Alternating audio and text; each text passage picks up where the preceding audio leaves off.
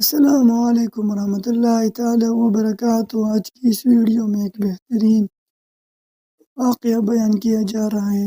موضوع ہے دنیا قید خانہ ہے۔ قاضی سہل محدث رحمہ اللہ ایک دن بڑے تذکر اور احتشام کے ساتھ گھوڑے پر سوار کہیں تشریف لے جا رہے تھے۔ ناگہاں ایک حمام سرکانے والا یہودی دھوئے اور غبار کی کثافت سے میلا کچیلا حضرت سہل محدث رحمہ اللہ کے سامنے آ کر کھڑا ہو گیا اور کہنے لگا کہ قاضی صاحب، آپ کے پیغمبر علیہ السلام نے فرمایا کہ دنیا مومن کے لیے قید خانہ ہے اور کافر کے لیے جنت، یعنی الدنیا سجن المؤمن و جنت الکافر۔ مجھے اس کا مطلب سمجھا دیجیے کہ آپ مومن ہو کر اس عیش و آرام اور کروفر کے ساتھ رہتے اور میں کافر ہو کر اتنا خستہ حال اور آلام و مصائب میں گرفتار ہوں۔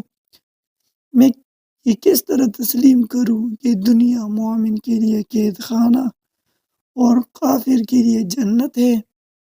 قاضی سہل نے برجستہ یہ جواب دیا کہ جب تو قیامت کے دن دوزخ میں چلا جائے گا تو اس عذاب جحیم کے لحاظ سے تیری یہ دنیا تیرے لیے جنت معلوم ہوگی، اور میں جب جنت کی بے شمار نعمتوں سے نوازا جاؤں گا تو میری یہی دنیا جنت کی عظیم نعمتوں کے مقابلہ میں میرے لیے قید خانہ محسوس ہونے لگے گی۔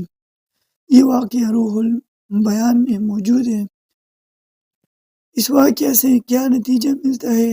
یہ ایک بہت ہی حکیمانہ فلسفہ ہے کہ ہر آرام اپنے سے بڑے آرام کے مقابلے میں تکلیف نظر آتا ہے، اور ہر تکلیف اپنے سے بڑے تکلیف کے اعتبار سے آرام دہ محسوس ہونے لگتی ہے۔